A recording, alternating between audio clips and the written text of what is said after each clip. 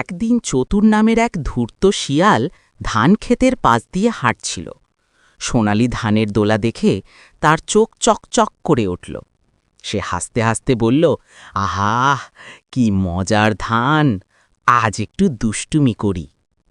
কিছুক্ষণ ধানক্ষেতটা ঘুরে দেখে সে চুপচাপ সেখান থেকে সরে গেল। ধানক্ষেতের মালিক ছিল রমেশ নামের এক রাখাল। সে ধান পেকে যাওয়া দেখে খুশিতে বলল, আগামীকাল সকালেই ধান কেটে ফেলব। বলেই সে ধানক্ষেত ছেড়ে চলে গেল। রমেশ চলে যাওয়ার কিছুক্ষণ পরেই চতুর আবার ফিরে এলো।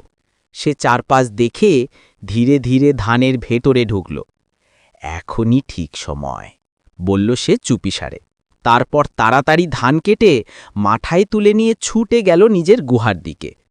দৌড়াতে দৌড়াতে সে ডাকল, ভাই ভাই, দেখ তো আজ কি এনেছি।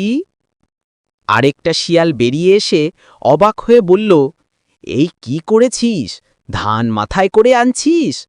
চতুর গর্ব করে বলল, হ্যাঁ ভাই, আজ ধান কেটে এনেছি।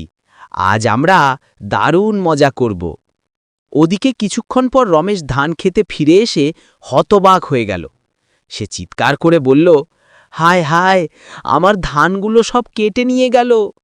মুই নিরুপায় হয়ে পড়লাম। কেউ আছো এখানে?